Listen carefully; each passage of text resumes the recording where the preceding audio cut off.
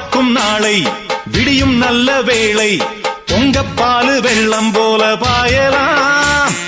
அச்சு வெள்ளம் பச்சரிசி வெட்டி வச்ச செங்கரும்பு அத்தனையும் தித்திக்கிற நாள்தான். காட்டுக்குயிலு மனசுக்குள்ள பாட்டுக்கென்றும் பஞ்சம் இல்ல பாடத்தான்.